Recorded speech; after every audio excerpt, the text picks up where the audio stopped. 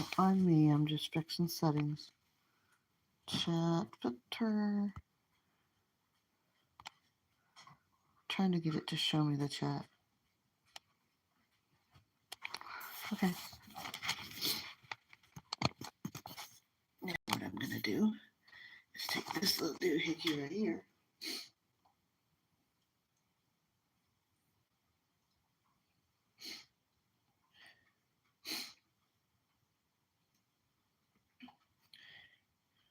And hopefully, look at that.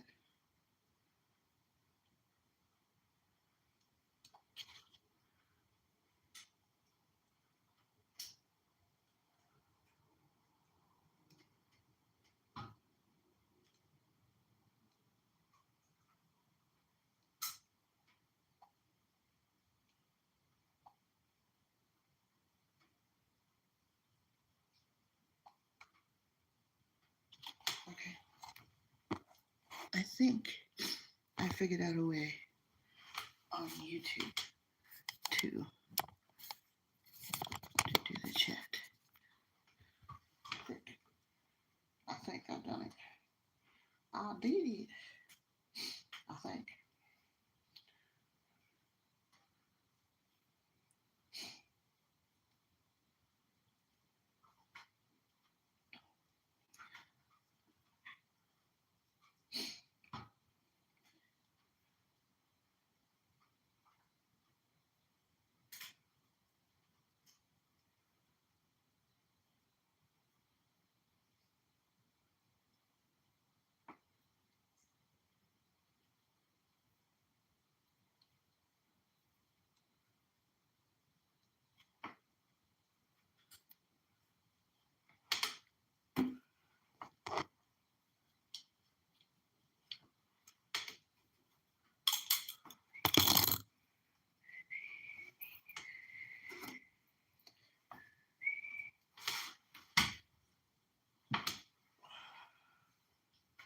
My cup of tea here.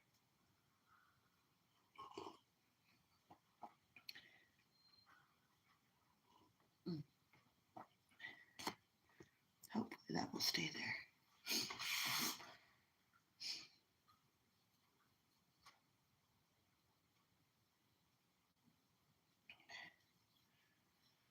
But now it's very quiet in here because Abby went upstairs. Just like at home. Just like when it's just me here. Abby's home and it's still just me.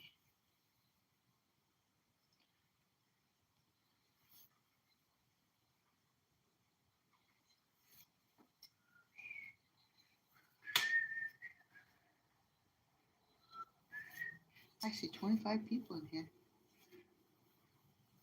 Oh, sure, now it shows me the chat. I guess I didn't need to have a second screen after all, did I? Well, I had to log in to see what it looks like for other people.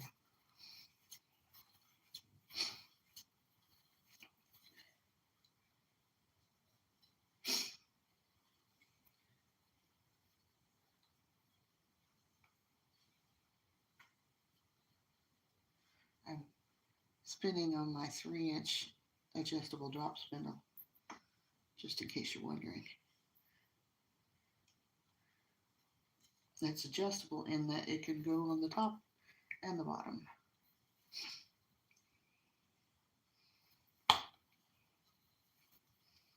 And there is a bit of a lag.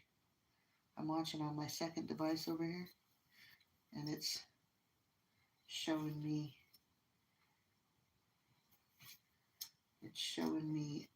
things that I did like 5 minutes after the fact. More of a lag with YouTube than with Tiki-Taki, but that's okay.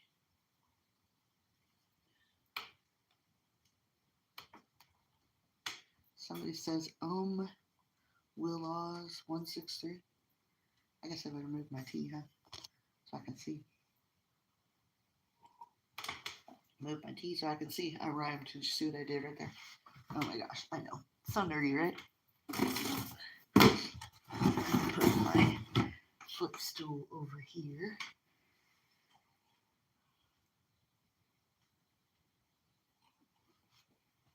We're in no hurry whatsoever. I'm spinning some of my black Shetland sheep wool, and I'm spinning it thread thin, and when we have 3-ply, that's how thick we're getting. So, and it's got a little oil on it still, some lanolin, so it's a little greasy. But I thought I might try it. I got tired of doing the other stuff. I might go back to the other stuff, I don't know. But I'm combing it and pulling out the long fibers on these. And it's kind of an experiment. I'm still learning about this dual coat thing and the finer points of spinning, like what fibers do what, what they're good for. Because I just spun some of this stuff, which is 75% alpaca, 25% unknown sheep wool. And I find it very fine. I still have to ply it. And people are saying, do something drapey. I had thoughts of socks, but okay, whatever.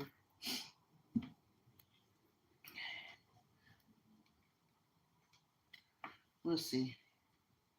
Happy said he likes alpaca hats, so we'll be making him alpaca hats. I have plenty of alpaca wool to do, but wool. I have it spun into 2-ply yarn, so 2-ply can't be socks. And I did not get all the short bits out. Little short fibers there. They don't make for good spinning. They're kind of annoying, in fact. Not sure what I'm going to do with the short bits. It's the short bits on the Shetland wool in the dual coat that I need to know what to do. Oh, there's people talking. I'm so sorry. Let me take a look here. Somebody says, Ayla says, what's your advice to say to me? Advice about what? Do you know what device to say to me? I have been having a something day, a bad day. Maybe make a life. I not just make a life. I'm not sure what we're saying here. When you're having a bad day, think about when you're 90 years old, none of this crap's going to matter. Seriously, sit down and think about when you're 90 years old and you're helpless and someone has to take care of you, is this stuff really going to matter? And that puts a whole different perspective on things. Because when my daughter was 23, she's 29 now, she got brain cancer. And, it shook my world. And there's still a lot of stuff that, like, as parents, our kids don't always do the things we want them to do. But she's still my daughter. And, God looks at us like that. We don't always do the things that he wants, but he's always waiting for us to turn around. And just like the story with the prodigal son, he's waiting. Like the prodigal son story in the Bible, the father was waiting and looking at the horizon, waiting for his errant son to come back every day. And he finally learned his life lessons and he came back. Sometimes they don't come back, But you do here's the other thing. You do what you can do. You take care of the things you can control, and you give the rest of them to God. Put them in his hands.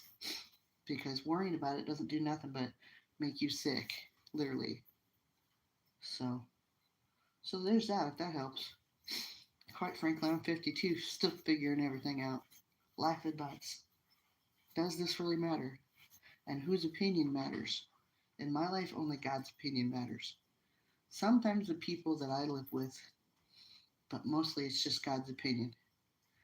Because at the end of the day, when I die, which could be any time, even young people, it can be any time. You don't get tomorrow's not promised. You figure out if you can look yourself in the mirror. if you're okay with what you've done. So, there. And don't leave this planet without accepting Jesus Christ as your Lord and Savior. End of discussion. And if y'all don't like that, I'm sorry. I'm not sorry. I've lived enough and gone through enough junk and tried everything from substances to men to activities to you name it. You name it, I've done it, except for probably hard drugs. I haven't done those just simply because I don't like that feeling. But I've been around the block a time or two, if you know what I mean. God is the only thing that doesn't change and is the only person that's still with you when times are hard. Should I send $4.99.99? Honey, if you want to, I ain't gonna turn you down. I think you should go give it to a nonprofit that takes care of people. But if you're gonna do that, but guys, the whole reason why I'm doing this on film and not just hanging out on my own is I have animals to feed and a property tax bill to pay. And so this Christmas season, especially, I'm promoting these guys. And I don't have a lot of things to promote.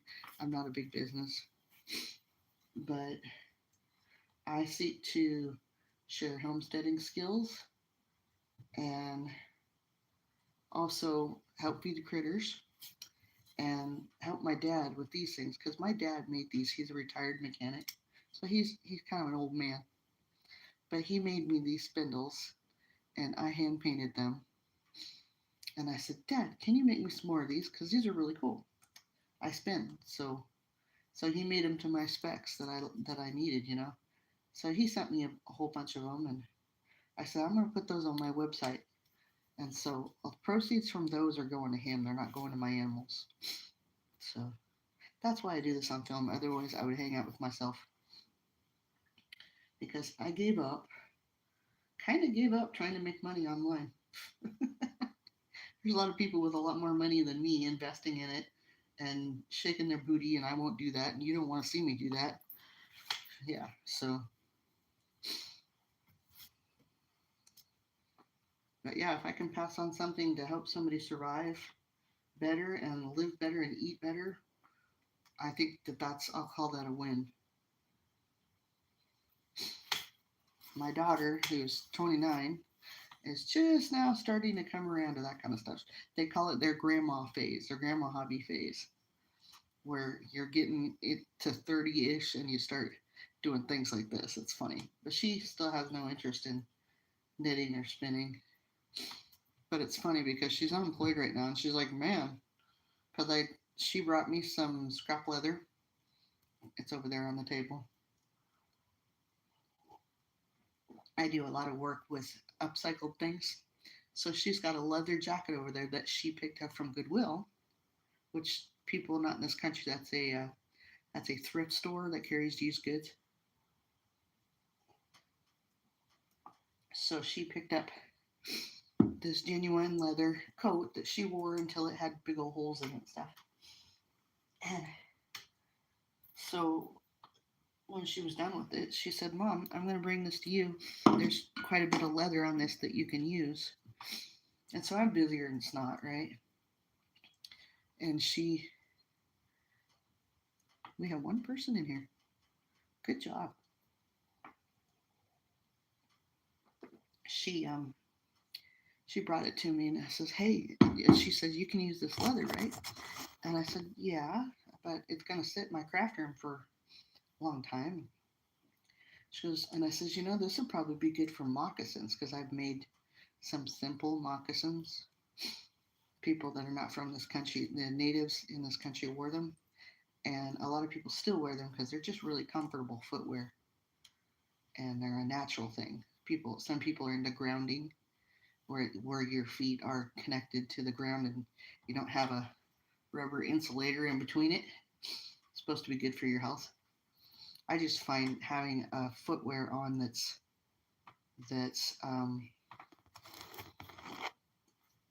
what's the word I'm trying to say? Footwear that is comfortable and lets your toes spread out. is healthy for my feet and makes me feel better at age 52. You know what I'm saying? It's all about being comfy.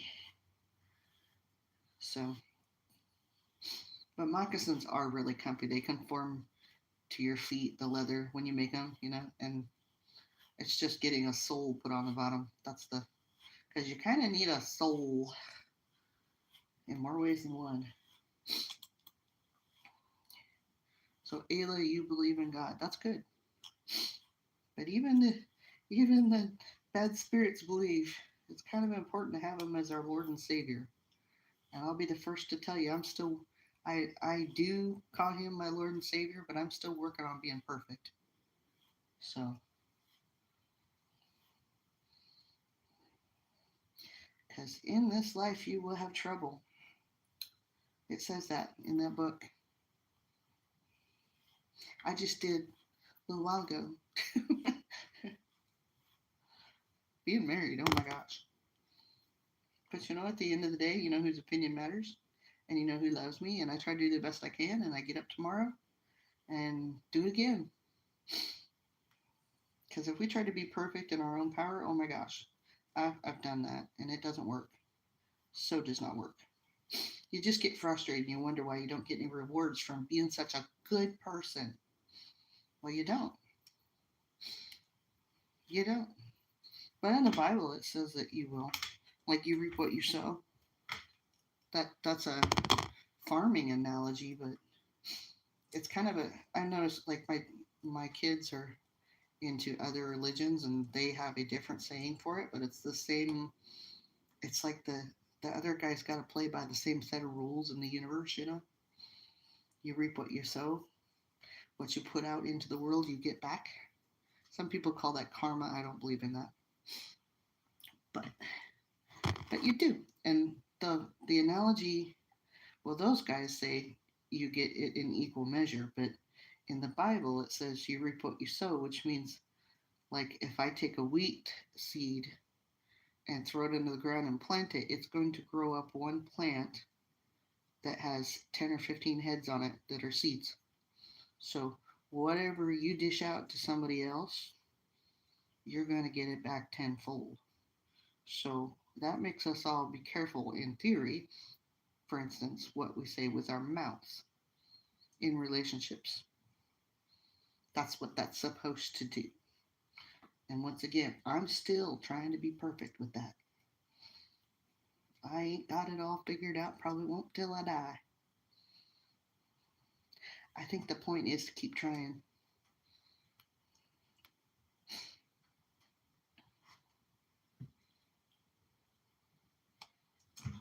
Uh-oh. Oh, my fire's finally warm. I think we need to work hard at looking for the good things in life because it's real easy to look at the bad because the bad will just show up. But you go looking for the good things and physically out loud thank God for them. I think it changes your brain chemistry so that we can see life in a better light and not get so overwhelmed with all the yuck in the world. Because it's there. It ain't gonna go away, but there's plenty of good there too, but you have to hunt for it like a treasure. Sometimes it's just right out there, but usually you have to hunt for it. And there are beautiful things to be had. And it's important to focus on those because our body needs it. Like it says in that book, it says laughter is good medicine. And I like to watch funny things. I enjoy a good laugh. That's important. It literally has been medically proven that laughter and thankfulness and being happy, not being, you know, giving into our wants and needs for right now, because that never lasts. You're not going to stay happy forever. But especially being thankful, that's about being content. And I think it was Paul that said I would be content in all things. I don't know. I'm not wise. I've just seen a few things. It would be cool if I had it all figured out. I know some people that are all perfect churchy people and they don't have it all figured out. And you find that out later. I knew one lady, there's a lady in my church, and my church is like a small church. We're not a big fancy place. But I didn't know this about her. Because she was so happy all the time. And she had a wise thing to say and was always like a mom to everybody, give you a big old hug. That woman was going through breast cancer during that time. And I'm like, how? You don't even look tired. And she goes, God's going to take me or he's not. I go through what I go through. You can be part of the solution or part of the problem. And I was like, huh, that's really wise. So, and I knew this other older lady, and she was like my second grandma. She's passed on now, but getting, she was like in her 90s, like 96 years old. She was having health problems. She was widowed, and one thing she told me was that she spent 2 or 3 hours every day reading the Bible and in prayer. And I'm like, wow, it's hard to keep my attention span on a video. But she didn't have those things. There's one. She didn't have those electronic gadgets. She'd watch a sermon on TV that she liked because she did that, and then she would come to our church, or somebody would pick her up. And the other thing she did, I would visit with her because I was going through some stuff, and she was very wise, and she would pray with me. She was awesome. Um, in fact, I have a story to tell here in a minute because she was the first person I called when this really cool thing happened that I'll talk about in a minute. But uh, I would sit there and visit with her and watch her sitting in her little recliner chair that she had. I guess it was a rocker chair. They had rocking, comfy chairs back then from the 50s.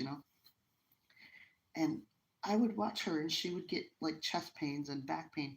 Women get heart attack symptoms different, and they'll get them in their back sometimes, and not the front, like grab their chest type thing, the typical thing.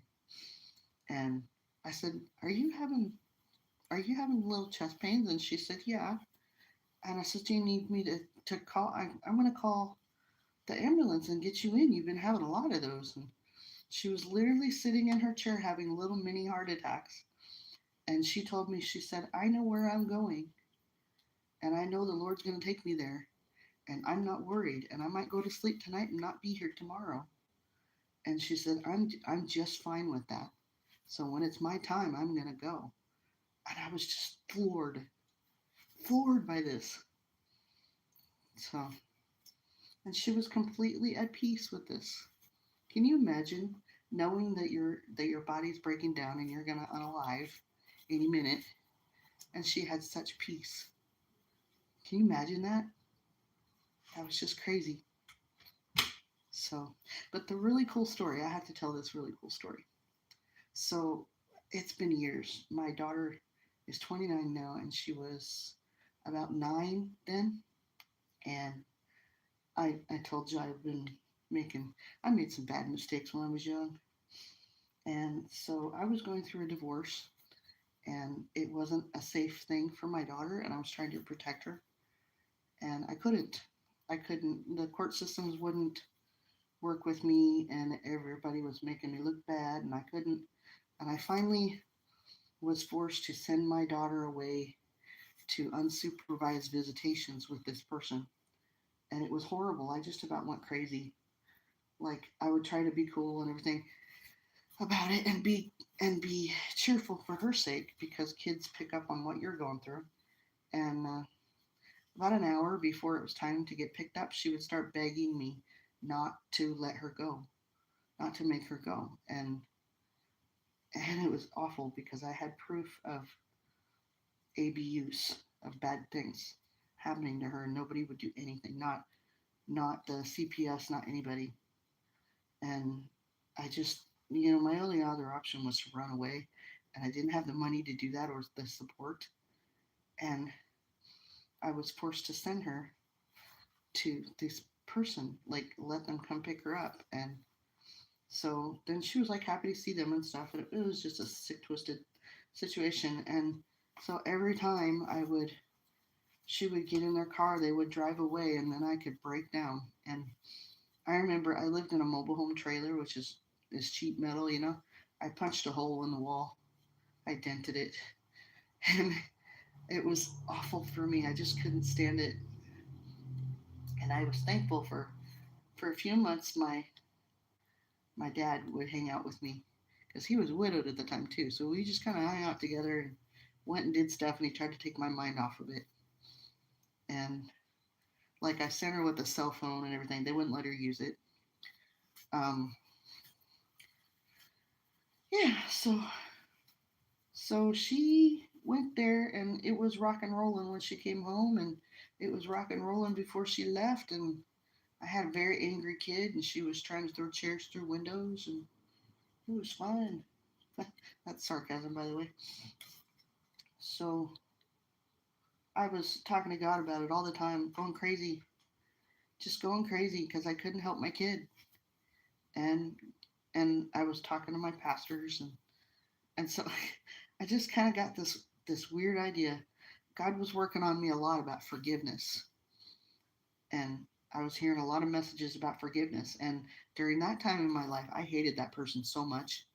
I mean, like, okay, in America, I don't know where you're from. It seems like not from America, but in America, we have 2A rights. And my mom had passed, and my dad said, "Do you want your mom's pew pew? You want me to pass that on down to you?" And I said, "No." And he looked at me and he was surprised, and he said, "Why?"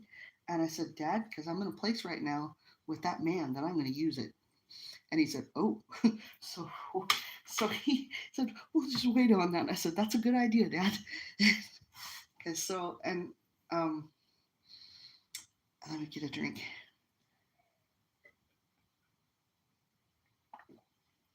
So this went on for months. This behavior issues at school with her, an angry kid, and I could not help her. I couldn't save her from that awful situation, and I was just crazy. I was nuts, and so I begged God, begged him and begged him. Finally, I just gave up, and I said, "I surrender the situation to you. You're gonna have to fix it because I can't. I can't do anything." I fought in court for 7 years, and this is why this lady was praying with me the whole time, and a couple other ladies, little old ladies you wouldn't think are powerhouse prayer warriors, you know.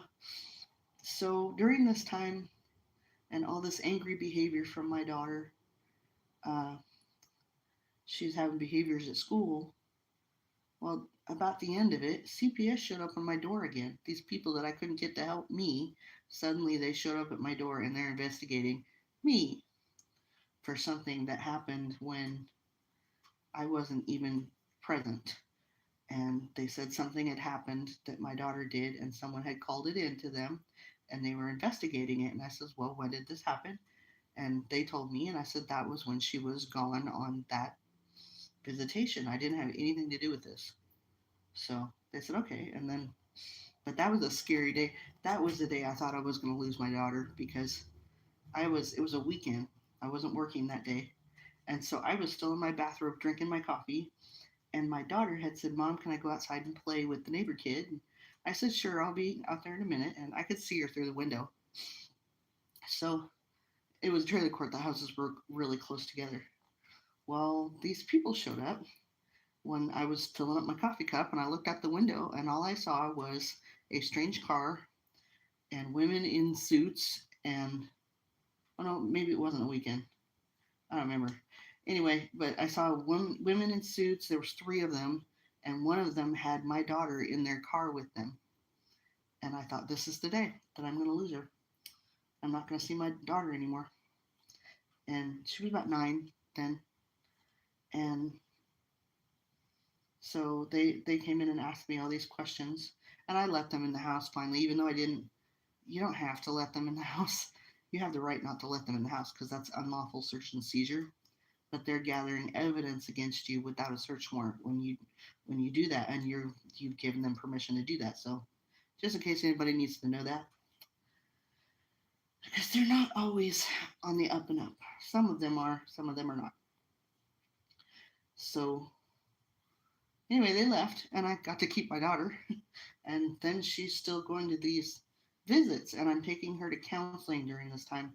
And my counselor that we had set up that was a Christian, she quit because she couldn't get her billing straight with the state. The state makes it really hard to get paid. And she said, "You're gonna have to find another counselor. I can't get paid. I don't know how to do their system because I want to help you, but I can't." So we found somebody else, and this person literally was a witch, but I couldn't find anybody. And but I knew it going right in. I had to get permission from the insurance to change, and then permission from him, from the dad, to change counselors. And so I was forced to go to this counselor, and I looked at all the symbols all over their office, and there was the pentagram and everything, and I was like, I don't want to be a part of this. This is not a good place because Christian pentagram, Christian Satanism, they don't go well together. So I was, there was a thing that I was real concerned about. I said, I don't want her being subjected to like hypnosis or where you put her in a calm, dark room, play music, and tell her to visualize her special friend, that type of thing. I said, I don't want to be part of that. I don't give permission for that. And I want to be present during the sessions.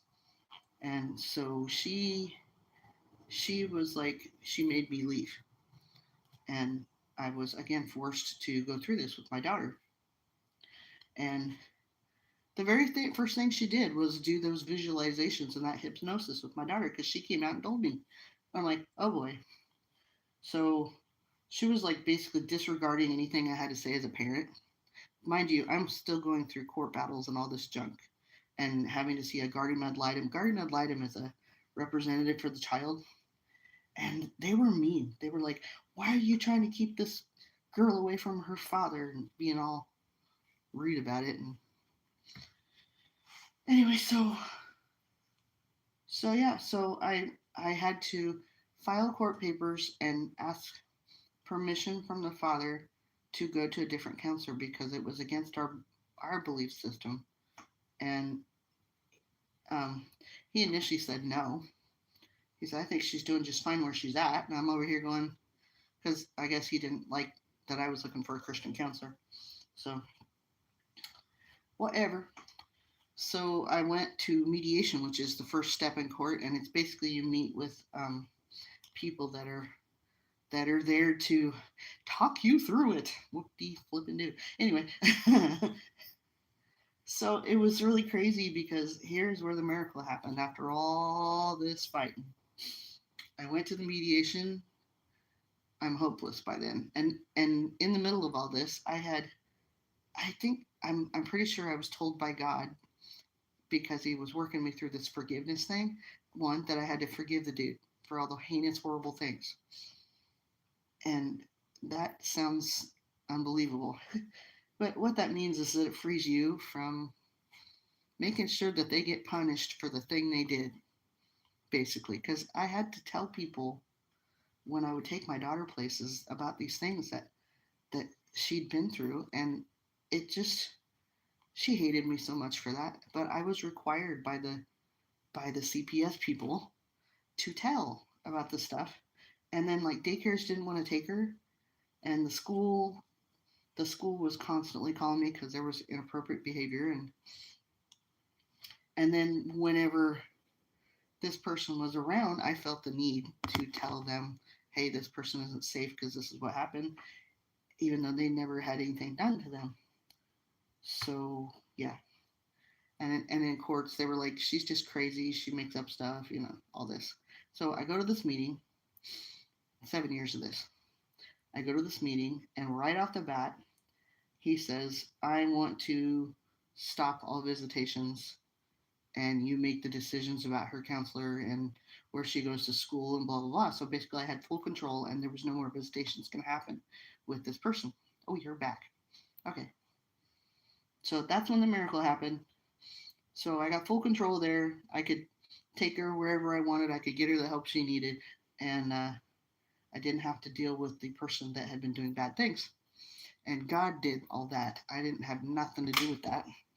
So, coming back around to this little old lady that was literally having heart attacks while I was talking to her, the reason why I called her first, I couldn't even get out of the town as it was the next town over for this meeting.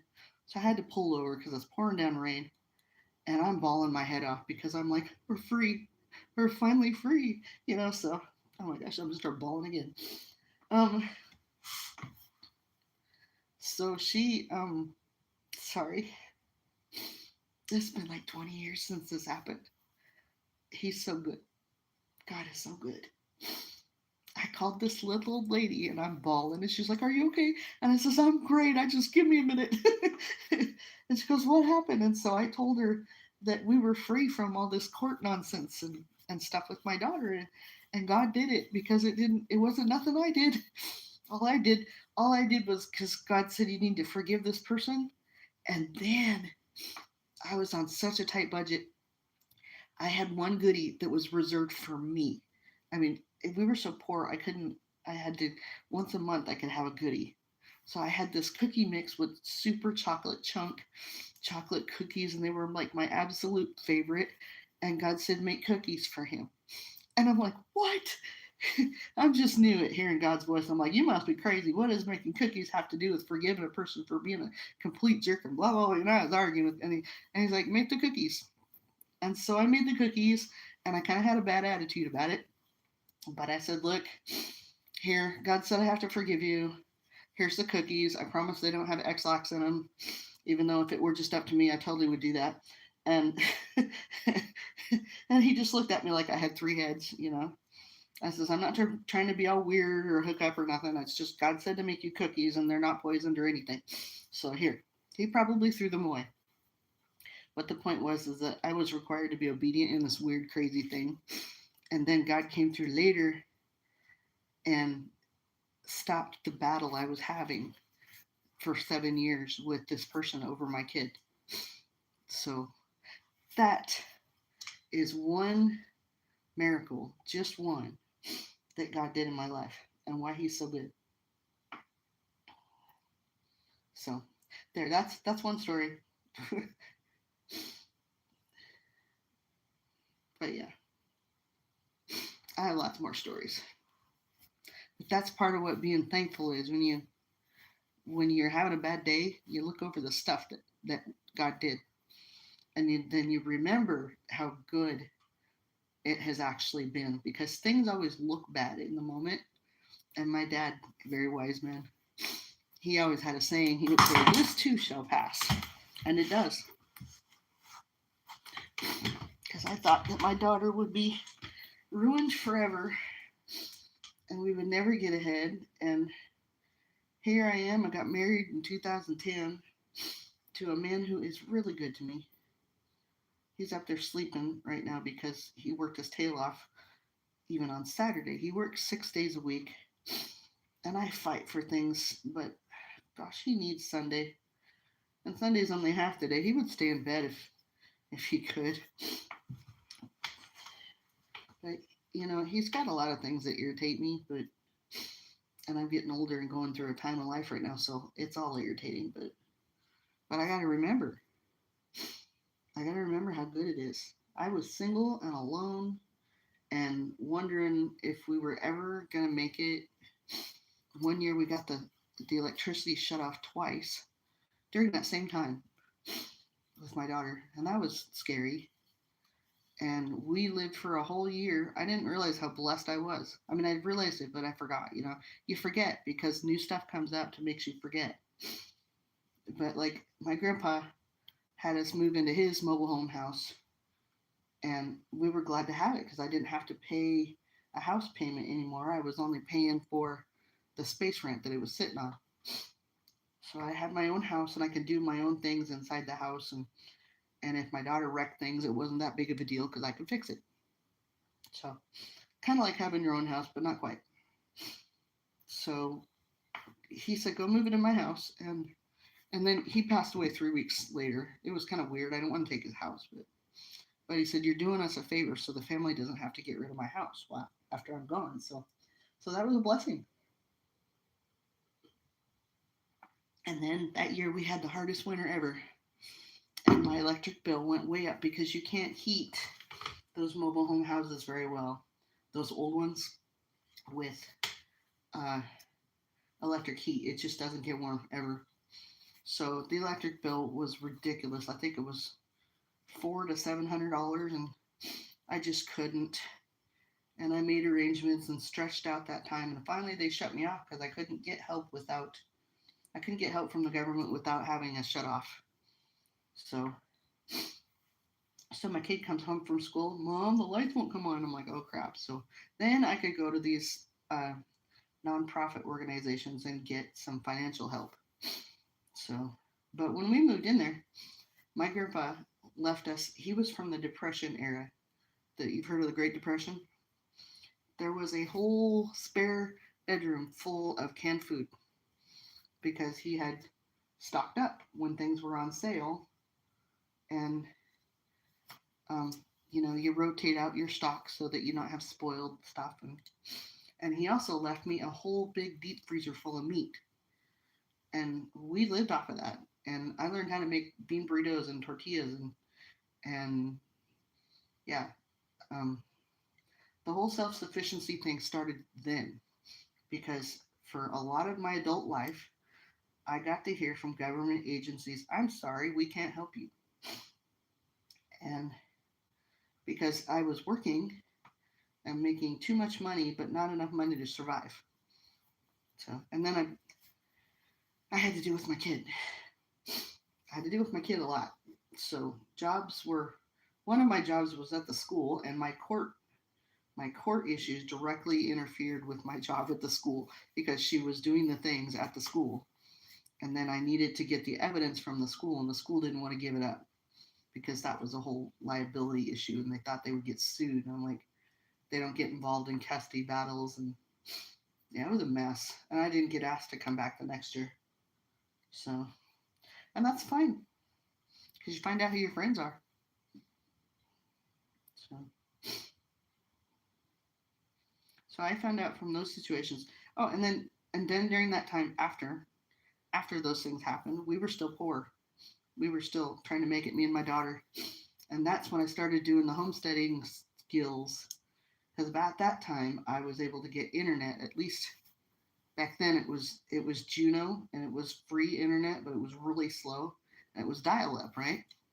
So I was reading articles about growing your own food and stuff, which I kind of knew about from when I was a kid. My parents planted a garden, and so did my grandparents, but it kind of I forgot about all that stuff when I was young because I was like too busy for that. It was boring.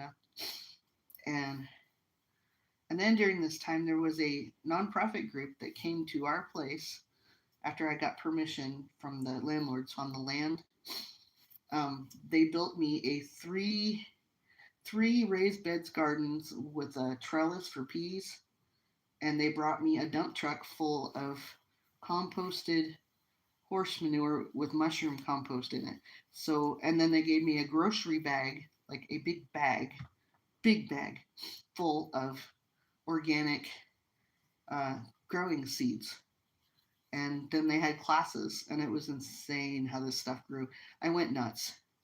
I went nuts with the whole growing food because I finally found something that I could help fix, because our lives were so helpless. And I finally found something. And then we were going for a while, and I don't remember how I wound up moving back home. Dad, finances were just really tight. Oh, I remember. I got the call from a government agency finally, and they were going to train me to be a semi truck driver. And so I was trying to provide for us. And for the first time in my entire adult life, I had money coming out my ears. And I trained for a couple months, and then I was allowed to drive by myself. And then my daughter, who was 10, she came with me, and we were supposed to homeschool, but she took full advantage of that. because I had to drive. I couldn't be looking at what she was doing all the time. So, and it was very boring for her. It was probably not a good life for a kid, but it's what I had, Wasn't nobody making decisions for me. And but my dad babysat my daughter for a while, and then I took her on the road with me. Then I got fired, and yeah, so I didn't. I had to choose between. I was in Milwaukee, and I was following directions, but the directions were wonky, and then there was a bridge that I was supposed to go under that was too short for my truck to go under. So I had to get turned around, and I had to get help for that. And some people that were also truck drivers stopped and helped direct traffic and got me out of there. But then, in the course of me getting turned around on the freeway and I'm getting onto the freeway, uh, people are impatient with semi trucks. They're like, "You're going too slow." Let me scroll up here to make sure I didn't miss something. I don't see anything, but yeah, people get impatient with semi trucks and they roll up on the side of them, and or they pass them really quick and then slow down right in front of them.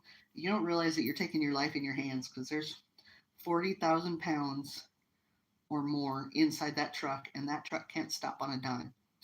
So I had this little Geo, those little hatchback cars, roll up on one side of me as I'm turning left, and they didn't like that I was going so slow around the corner. They were like, "Oh, I'm just going to whiz around." And this is city traffic. So as I'm turning the corner, I had to make the choice of taking out the Geo in front of me with people in it or in the back because the back end moves. There was not a fence post, a stop sign or something, some kind of signpost back there. So I had to choose between the signpost in the back was going to go or this little Geo with people in it was going to go. And if I took out the Geo, I was probably going to go to prison. So I chose the pole, and I lost my job over it.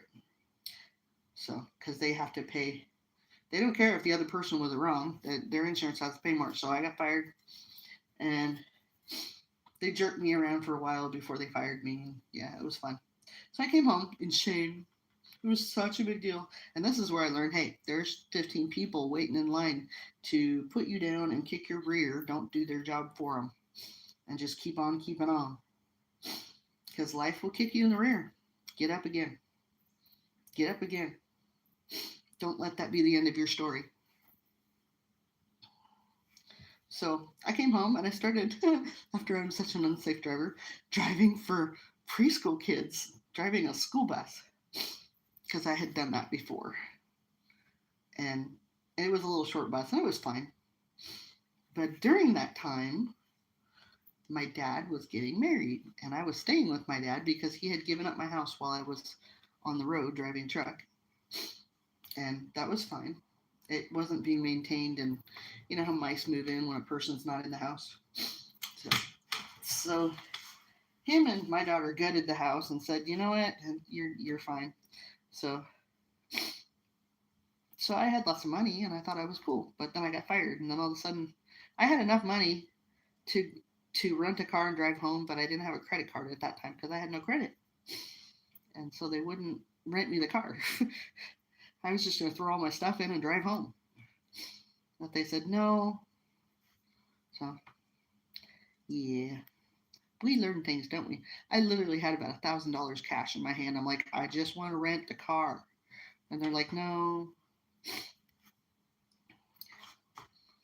So I wound up getting stuck on a Greyhound bus and I had to give up most of my stuff. And I rode home, bawling the whole way. So stayed with dad, got a job with preschool. And things got really dark during that time in my life after the preschool. Summer came and the state prorates your paycheck so that towards the end of summer, even though you're not working, it gets really small. And during this time, my dad had said, "I'm getting married. I'm going to need you and your daughter to move out so that I can, be married, so we can start our lives together." I'm like, "Oh yeah, sure, no problem." So I found an apartment, which was way too much, and then we were back to the struggling thing again, which was way fun. So, and During that time, I was working. I took a job in the summer with a customer service place for a cell phone company, and I think I'm still legally bound that I can't say who it is. Um, I had to sign a contract saying that I wouldn't talk about what they do in their operations. And so my job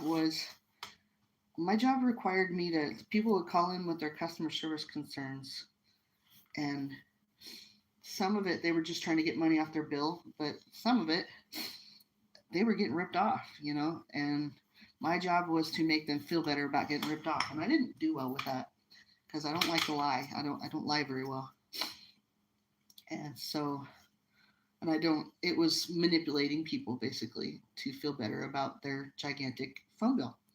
And I didn't like it, and a lot of times there would be people that would call in that were elderly and didn't understand, or they were special and they didn't understand, and I still had to do my job like that, and I hated it.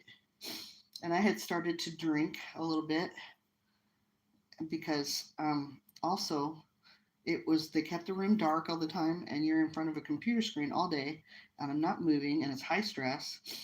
And I was drinking 4 energy drinks a day and getting fatter and just so stressed out when I came home. And then I couldn't sleep when I came home. And so I would drink.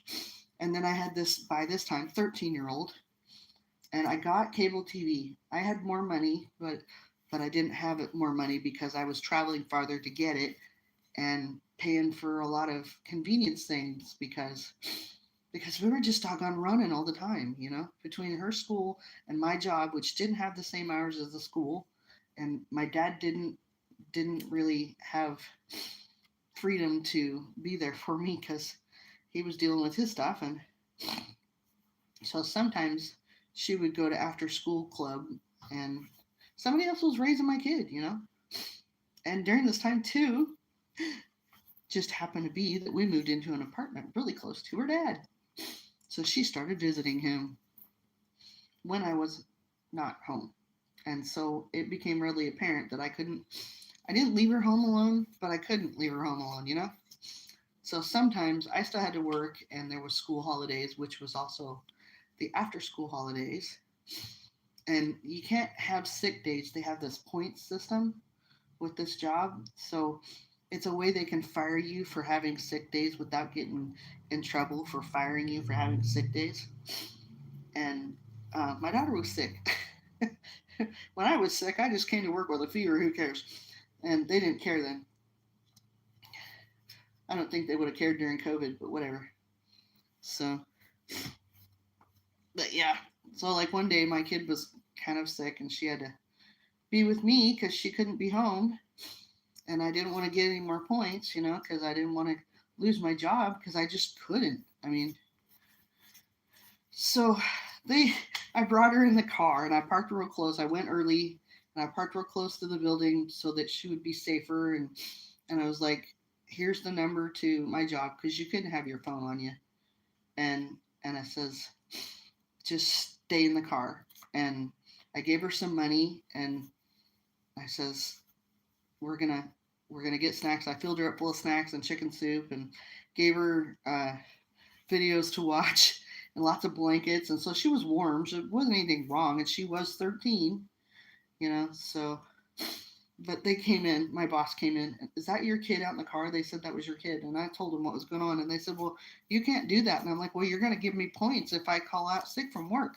And he goes, "Well, I'm going to have to do that, but you take your kid home and take care of him." And I'm like, "And I'm going to get in trouble at my job for doing that. So screw you too." Thanks a lot, buddy.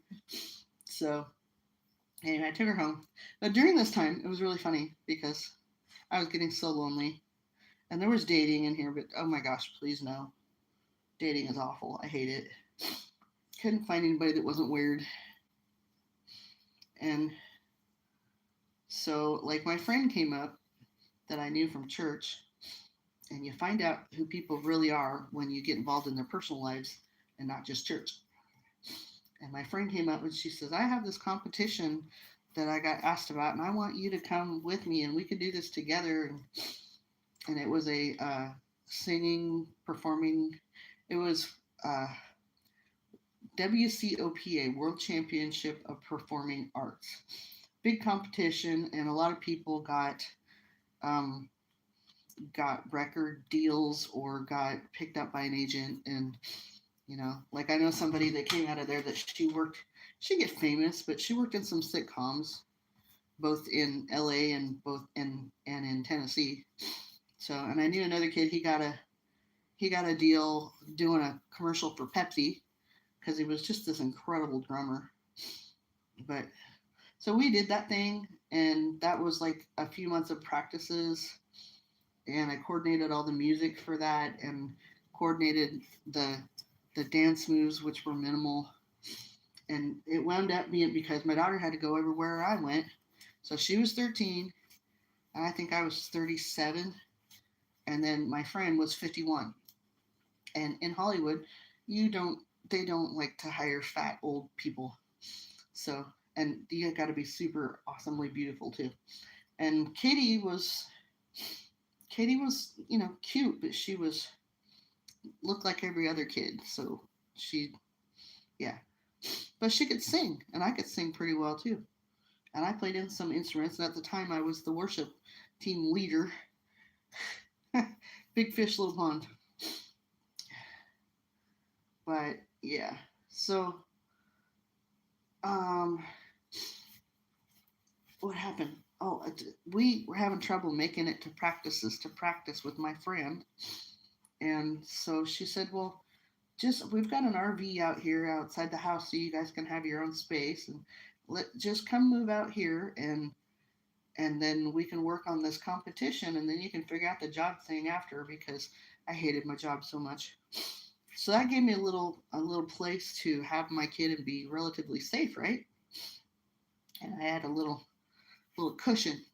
Well, I didn't. It turns out my friend was using, and all of her family that moved in with her there, and friends and people doing bad things, they were all using.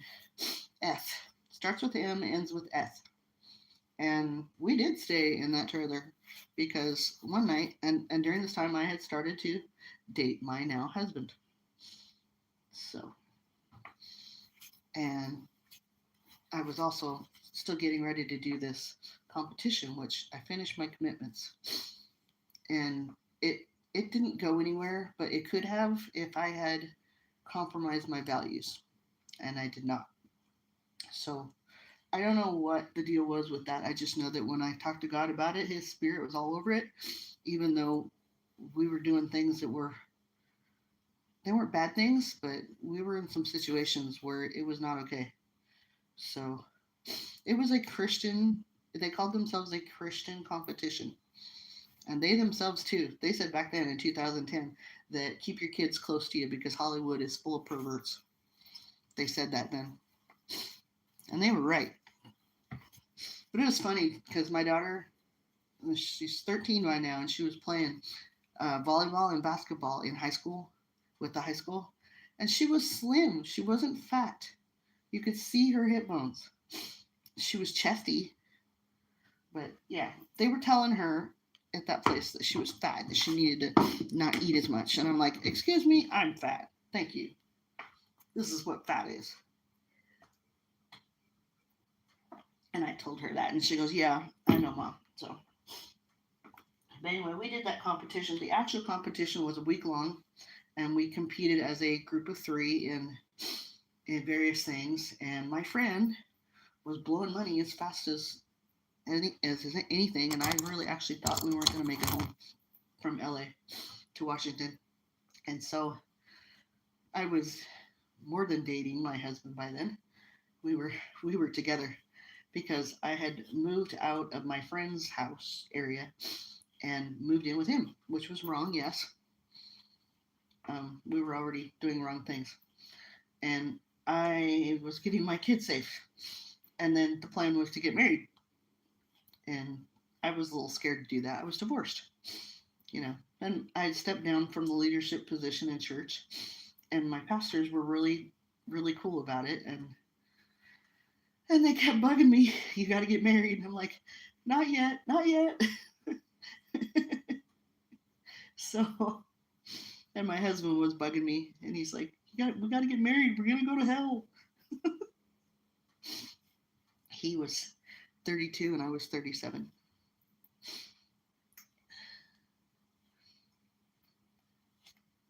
Was I 37? Yeah. It was embarrassing when we dated. I felt like such an old woman. Yeah. So I had moved in with him, and then he was like all scared that we were going to be trafficked or something. Me, they got to pick me up first. Really? He was more worried about Katie, I think. But we went down there, and my friend, she was drinking the whole time and doing the stuff, and she did a lot of things during the fundraising that were embarrassing, and asking people for money for things, and I don't. That's just not my thing. And but people contributed, and we had fundraisers, and oh my gosh, I don't even want to go into it because the last I heard about my friend was that she's trying to be sober and in a sober community place. So I don't want to get in the way of that. So, but I don't also don't allow that person on my property. So, because I can't trust them. So, my grandpa used to say, once is shame on you, twice is shame on me. And it's not that I wish them ill or anything. It's just that that was my kid. So they said some things to my kid while being irresponsible and kind of hurt her. So they're going to have to deal with that because I worked really hard to not punch her. I've worked really hard for that. I want to punch her right in the mouth, man. The stuff she said to my kid. And I warned my kid ahead of time, but I had to be around that with my kid. That was awful. That was my awful decision. Still making awful decisions. So, but we got back from that in October of that year. We got married, and oh my gosh, I wore this big floofy dress. And then after we got married, we went on a little honeymoon, a little cheap honeymoon, to the beach and had something to eat and read the Bible together. And, yeah, went to church and did the Bible thing together. And we went to that church for a while. And then we went on a 7-year time of dealing with people on either side of us. There was a dealer house on one side and some of their customers on the other. And I don't deal with that very well because those people had pew pews and went out and were shooting all over around my kids. And so I kind of went off a little bit because that's my kids.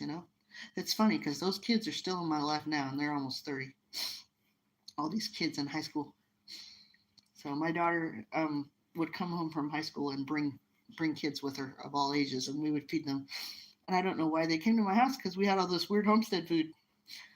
Because by that time, my husband, he had an acre of land and a mobile home that was ripped out, and he let me do all the crazy homestead stuff that I couldn't do in apartment living. Because at one point, when I was in an apartment, I had an aquaponics thing growing food and having water recirculating from a goldfish tank because that's what you can do in an apartment. So, and I tried all the things. I had a worm bin that stunk really bad. I didn't do it right. And I started doing that then, but then he had land. So I started, first thing, my cousin had chickens. I bought 3 chickens from him, and my husband built a chicken coop. And then he built greenhouses so that I could put animals in there. And I got little piggies and I went crazy. I put way too many animals on 1 acre of land. So, yeah. So we had sheep then too for a while. But they were Craigslist free sheep, and they're always free for a reason. Because we were broke. And then we did a lot of stuff. And then the neighbors hated us because we had animals and they didn't like it. And then the one guy wanted our land, and he was kind of, I guess he's doing those substances now too, last I heard. But it got really scary toward the end after 7 years because the people that were doing eth on the place tried to unalive my dog. And I had gotten to the point where I was sitting on the tailgate with my special friend at night watching the people go by that were coming and going at all times to get their special substances after his fancy car had driven up and dropped it off.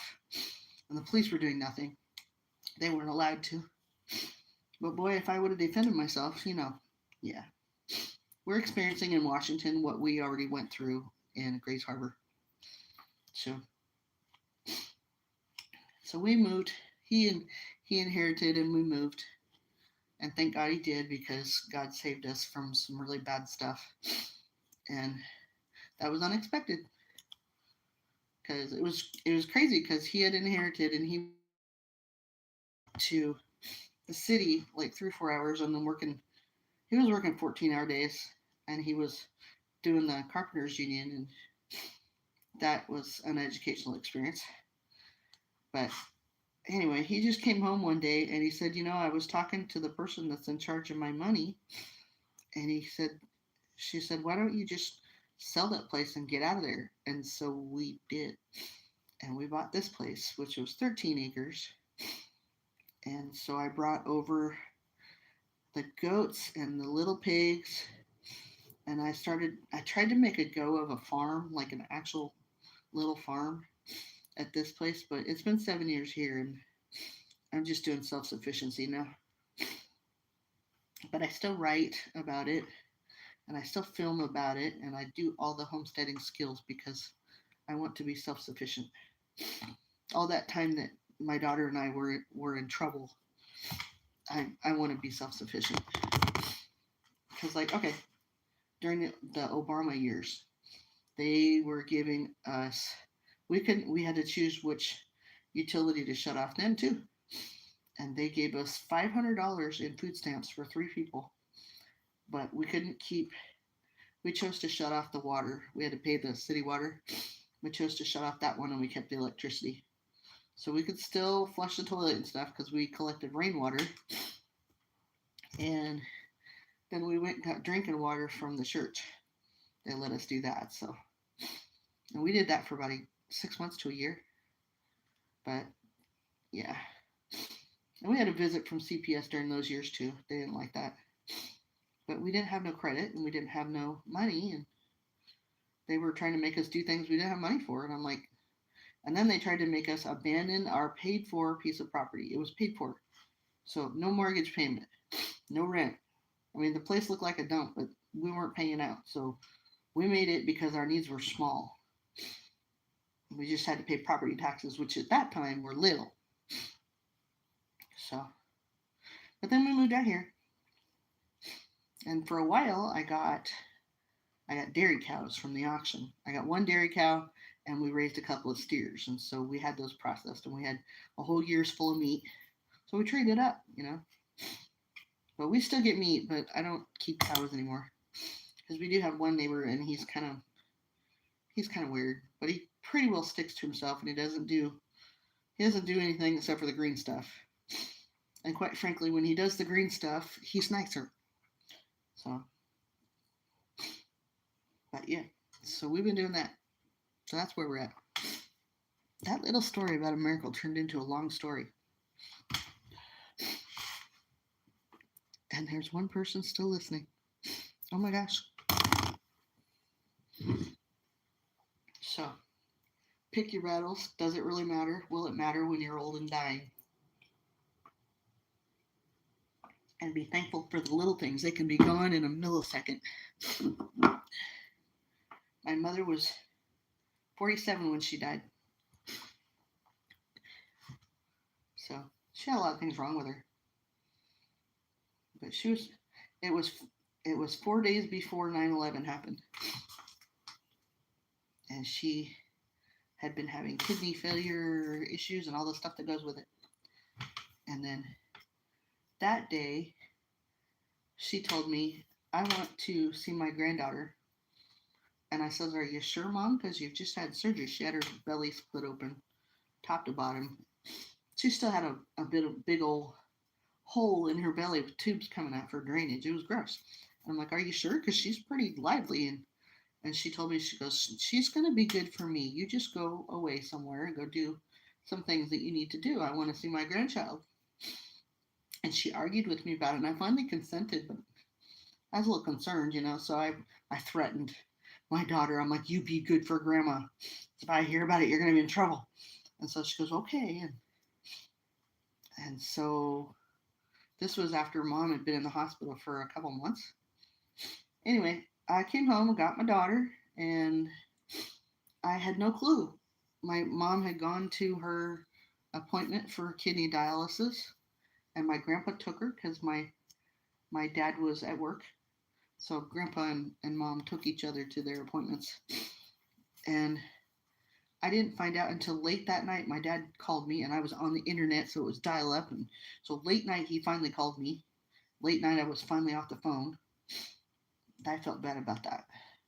That happened with both mom and grandma. I was on the phone. So he called me and told me mom was gone. And I was like, what? It was just like that. It's like I had talked to her that afternoon. And she knew she was going. How crazy is that? She had a thing in her wallet for a prepaid cremation thing, and she knew she was going to be gone. It was like God told her or something. And she knew because she spent time, and she was different, and she was just like, you're going to get through this life. You're going to be okay. But the thing that she wanted when she knew that she was going to go soon, the thing that she wanted was to spend time with the babies, with the grandbaby. So again, when life gets hard, does this really matter? If you only have 5 seconds left and you got to figure out what you're going to do in those last 5 seconds, is this thing going to matter? Kind of puts it all in perspective. So that's part of why I did the crazy things I did, because tomorrow's not promised and we'll spend our whole lives, but pay the bills. Pay the bills, but the thing that's scary, do it. Do the scary thing. Oftentimes the scary thing is the thing you need to do. Because how often is the familiar thing the thing that's bad for us? That's why a lot of women stay in bad situations with men, because it's familiar, and being away from that is the unknown. It's the scary thing, even though what they're living in is scary. Crazy, huh? So I spent about 10 years after I got divorced retraining my brain in church, and I still screwed up. But I was a bump in the road. I'm still screwing up now. What am I saying?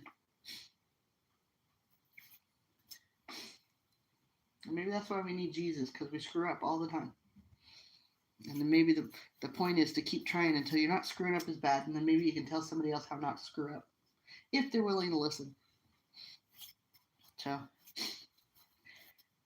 these days I spend a lot of time doing this and worshiping and praying over my people, my kids. So I'm talking endlessly. What time is it? It's only 7:30. I'm spinning my Shetland sheep wool. There's a story behind these sheep. These sheep are I don't know anything about them. So we were over here. We've had them about almost 3 years. So I started with 2 little half-grown black sheep. Didn't know what they were, and they didn't cost me anything. They were bonus sheep, I call them, because out here we're in the country a little bit, and my neighbor across the road has a really long driveway, and apparently he called my husband later. Where'd it go? I lost it. I lost my string. Just a minute. I snapped my string and lost it. I'm getting a little warm here. Oh, a sweater. Anyway, some jinky looking car had rolled up in their driveway and was sitting there idling, and so the neighbor came down and asked him, "Can I help you?" Well, these people freaked out and pushed these 2 black sheep out of their car and sped off. So the neighbor and my husband and this other neighbor chased them all around, all up into the woods by our property and in everybody's field until they finally wound up inside our gate because my husband opened the gate and they ran in. They were very, very wild. They're still kind of wild. I want to put a piece of wood in there, but it's really warm. So anyway, we reported it to the cops, and so did the neighbor. And the cop says, "Well, we don't really have a rescue that'll take these guys. We would just take them to the auction." And I says, "Well, I can keep them." And I says, "You just put the report out there, and if anybody claims them, they can go to you, and you can come get them." And he says, "That sounds like a plan." So it's been like 3 years. Ain't nobody coming for these sheep. I goobered. This doesn't happen very often on a drop spindle, but I snapped my string too much.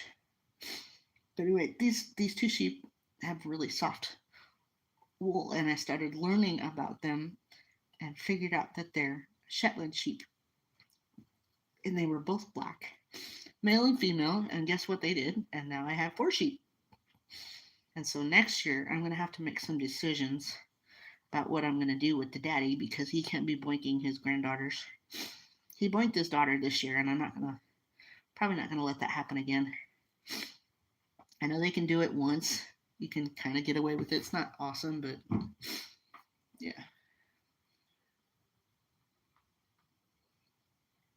That's their wool that I'm spinning right now. But I learned I've already made a pair of pants with their wool from the parents. And it was kind of scratchy. I didn't know what I was doing. So I got to researching, and people were saying, well, Shetland sheep come in 2 kinds. Because they're a primitive breed, and some of them, they have bred the dual coat out of them, and some of them still have the dual coat, which these seem to have a dual coat. Dual coat meaning that they have a soft, short fiber that looks like that. Where are you? That's the short stuff, and it's super soft, right? And they use that for woolen things. Ironically, this short stuff that's around their neck is what they use on the island of Shetland. It's off of Scotland to make those famous lace shawls that will fit through a wedding ring. Things you learn. Anyway, so they have a long fiber on there and a short one. And the short ones keep them warm, and then the long ones are not very soft, but they're super strong. And like the Vikings used them to sew up their sails. They made thread with this long stuff that I'm spinning right now. It's really long and not very soft. So not good for next to skin stuff. Oh, fiddle. I'm going to be mad if I can't get that off of there because I don't know where the beginning of it is. And I have this little hook stuck in there now too. Yay. I have a mess. Oh my gosh, I just made a mess. I have a hook stuck in there in the middle. I have to roll this up and it's on a separate ball. But yeah, so the babies I've been looking at their fur all winter and they're super crimpy. Crimpy is good. Crimpy makes bouncy stuff. And they have a lot of gray winter hair, and then I've been shearing them. I don't have a proper shearer, but I've done it with these dog clippers that I got off of Tiki-Taki, and they actually lasted for 2 years of doing 2 sheep and 2 alpacas. I was kind of amazed because that's so not what they're designed for. And then they finally quit. The blades got dull, and I can't figure out how to sharpen them. So the battery's still good. The machine's still good. It's just that the blades are. There's a top blade which is metal, and the bottom part is plastic, and it's just not working. I've tried everything. I even took them apart and tried to sharpen it manually. But don't tell me that I just worked hard to spin all that, and it's now in a tangly knot because I can't find the end of it. That's gonna suck. I have my little hook for my spinner in there. What a mess. Yeah, I think I'm gonna throw this in the garbage. It was an experiment anyway. There's my hook. Okay, there's my hook. And it's kind of greasy still because I washed it with blue dish soap twice. And then it's still pretty greasy. I didn't know about how much grease is supposed to be on a thing, but I'm learning all sorts of stuff. I have the sniffles because I smoked myself out with a wood stove. I might get some. I might get some string out of that. I might not have to throw it away.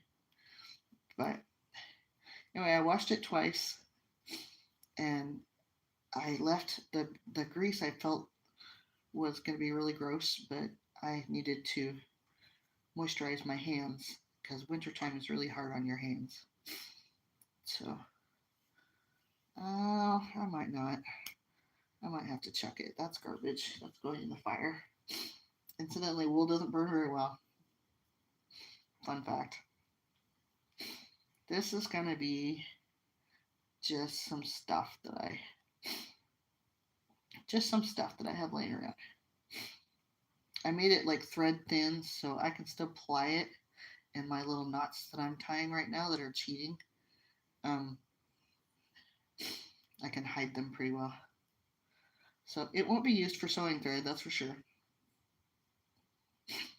But I almost never throw stuff away because I work so hard to get it. I'm kind of a hoarder about my wool and my thread. But yeah, I trimmed them 2 years in a row, and then I have my 2 alpacas here. So we used to have 4 alpacas at the other place that was little, and they were wild because they were Craigslist junkie finds for free, and they are free for a reason. So my husband loves me. Those things spit green, nasty smelling goo all over him, and he still went and got more alpacas. But over here, when we had cows and we had an issue with the neighbor, so I just got rid of the cows, and but I still needed something to eat down the brush because sometimes we get wildfires around here, and so I try to keep the brush cut down, well, eaten down, um, so that the fires don't come up by the house. And so I was getting out of piglets. I had been growing piglets for a while, and I was getting out of them. A whole different story. They're hard to keep in. I was trying to do field raised piglets, and they're hard to keep in. They are great though if you're doing a self-sufficiency thing and you have the setup that keeps them in. Well, the little pigs are better, but any pig, if they figure out that there's food on the other side of that electric fence or nookie, they will take the hit and go under and do it, and you're not keeping them in. Period. So once they figure out they can get out, they will be getting out all the time. And we had that happening. They were like, I like the food better over there. And I'm like, dude, I feed you a whole bunch now. So, yeah. My dog is now using those little holes in the fence. But my horse stays in it just fine. I have horses now. That was a whole nother thing. So, I do the horses for my health. They're not practical at all. But now they're so not practical because I can't ride any of them. And this is back. Yeah. But yeah. And in fact, my husband, after spending I don't know how much time going, I hate these horses. I want them to be hamburgers, and he bought the last 2. But the first one I got, I've had her for over 3 years. She's 26 and she's crippled up now. I can't ride her. She just sits around and eats and tells the other horse that it's okay to be here. So you can pet her and feed her, and if you're careful, you can pick her feet, but she falls down a lot. She has horrible balance. So, okay, I salvaged that much. But yeah. Oh, right. I was going to put that on a toilet paper roll, wasn't I? What did I do with the toilet paper roll? I I wind it up on a toilet paper roll because it's handy. Where did I put it? Where? The sniffle's so bad. I'm gonna have to go get me some mullein. I think I'm gonna cut this down now. I think I'm gonna shut it off. Oh, now we got two people. We've been on here for an hour and 25 minutes, and I gotta go to the little girl's room and find my toilet paper roll that I lost so I can put my greasy wool on it. But I'm gonna go over and do one of these on TikTok, I think. I was just kind of experimenting to see how we would do. And it looks like we have a little bit. We have three people in here now. Wow. In the evening time or during the day, I'm not sure which yet, depending on how chores are and how the weather is, and if hubby lets me have my space, um, I'll be doing this again. I just found my toilet paper roll. I'll be doing this again on both TikTok and YouTube because ultimately I am promoting my little doohickeys here that I'm going to send the money back to my dad because he's the one that made them and then I painted them. But I'm using one of the 3 inches right now. Check this out. Comes off, goes onto the top. So yeah, I have it on upside down. Are you going to stay? One thing I noticed about them, because when the weather changes, this is unfinished, and even if it isn't unfinished, it will shrink or grow according to the weather. So that makes this just a little loose, and I think I'm gonna put a little rubber band on it because on the times that it does drop on the floor, this pops off. So, but that's the only thing it does. They'll do that with anything like the primitive spinners that they do reenactments, and this is made out of a rock or a piece of clay. It'll do the same thing if this wood has swelled or shrunk, and that's just part of dealing with woodwork. I notice my spinning wheel starts to squeak when the weather changes too. So I wheel it up and adjust things, and then you're back into business. So I am going to go ahead and shut this off.